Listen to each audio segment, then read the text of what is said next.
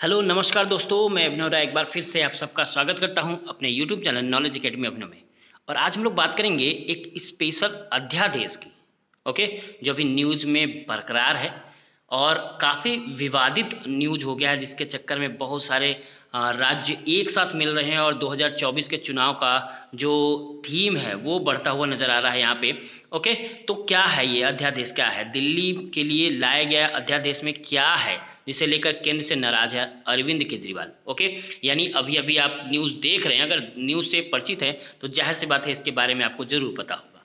Okay, क्या हुआ कि प्रधानमंत्री नरेंद्र मोदी और दिल्ली के सीएम केजरीवाल के बीच टक्कर हो गई। ओके, क्या प्रॉब्लम हुआ, ऐसा क्या हुआ कि दिल्ली के सीएम देश के हर एक राज्य के सीएम से मुलाकात करने और बैठक करना शुरू कर दिए हैं। ओके, अभी पटना में देख ही रहे हो, पूरे राज्य के मैक्सिमम जो नामी गिरामी मुख्यमंत्री हैं सब आपस में बैठेंगे और नीतीश कुमार की अध्यक्षता में आखिर वो कौन सा अध्यादेश है जिस पे इतनी भी बातें हो रही है, इतनी बड़ी बातें हो रही है और इतना ज़्यादा इसको प्रचार किया जा रहा है, आखिर क्या है वो। ठीक, तो पहले तो हम लोग ये जानते हैं कि अध्यादेश होता क्या है, क्या होता है ये अध्यादेश।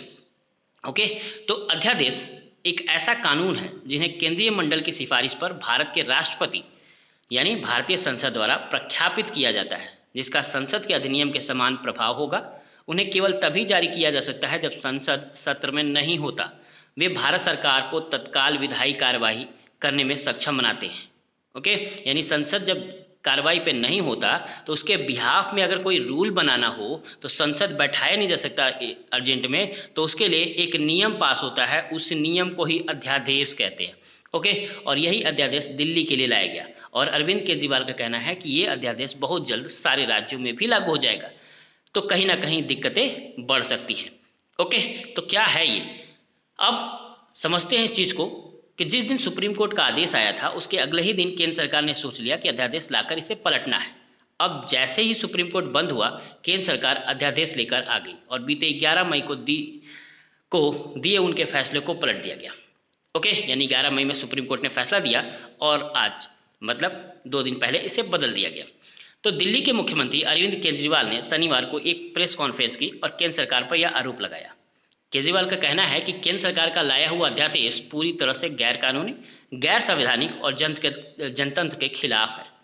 केजरीवाल ने कहा कि हमने सुना है कि केंद्र सरकार ने आज सुप्रीम कोर्ट के फैसले के खिलाफ पुनर्विचार याचिका दायर की है, लेकिन अध्यादेश लाने के बाद इस याचिका का क्या औचित्य है। इस याचिका की सुनवाई तो तभी हो सकती है जब वो अपना अध्यादेश वापस ले ले। ओके, यानी ये कमेंट कर रहे हैं।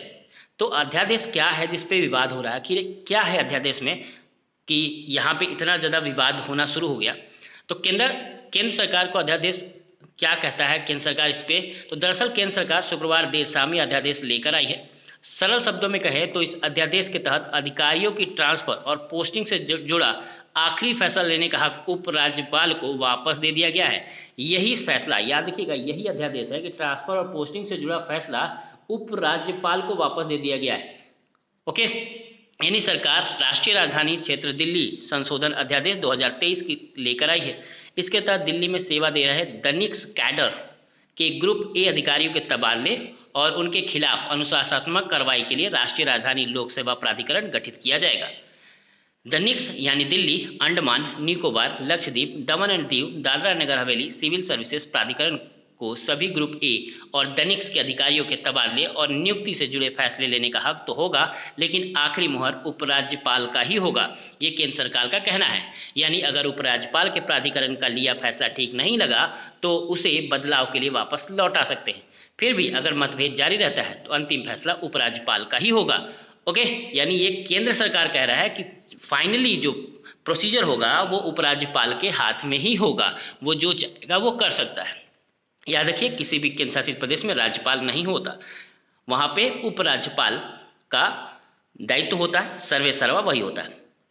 अब जानते हैं कि सुप्रीम कोर्ट ने अपना फैसले में क्या कहा था, क्यों ये अध्यादेश लाया गया और सुप्रीम कोर्ट के बिहाफ यानी सुप्रीम कोर्ट ने जो फैसला दिया वो अच्छा क्यों नहीं था, इनको क्यों नहीं हजम हुआ और क्यों इसके बिहाफ में केंद्र जो है अपना फैसला लेके आई। तो सुप्रीम कोर्ट के संविधान पीठ ने बीते 11 मई को दिल्ली सरकार के पक्ष में फैसला सुनाते हुए कहा था कि अधिकारियों के ट्रांसफर और पोस्टिंग का अधिकार दिल्ली सरकार के पास होना चाहिए। पीठ ने कहा कि दिल्ली में सभी प्रशासनिक मामलों में सुपरविजन का अधिकार उपराज्यपाल के पास नहीं हो सकता। सुप्रीम कोर्ट ने अपने फैसले में कहा कि दिल्ली की चुनी हुई सरकार के हर अधिकार में उपराज्यपाल का दखल नहीं हो सकता। पीठ ने कहा कि अधिकारियों की पोस्टिंग और ट्रांसफर का अधिकार लोकतांत्रिक रूप से चुनी हुई सरकार के पास होता है।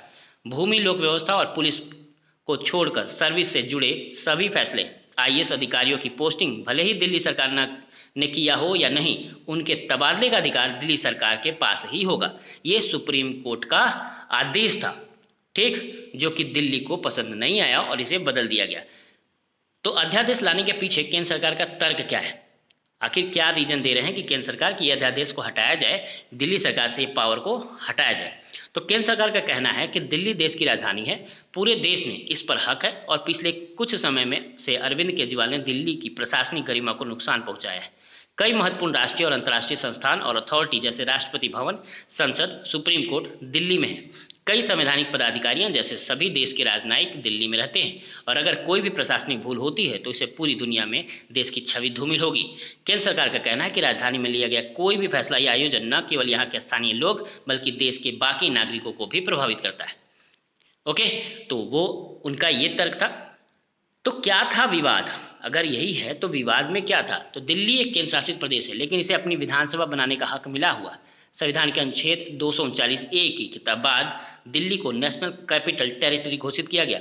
दिल्ली की सरकार का तर्क था कि चूंकि यहाँ पर जनता की चुनी हुई सरकार है, इसलिए दिल्ली के सभी अधिकारियों के ट्रांसफर और पोस्टिंग का अधिकार भी सरकार के पास होना चाहिए।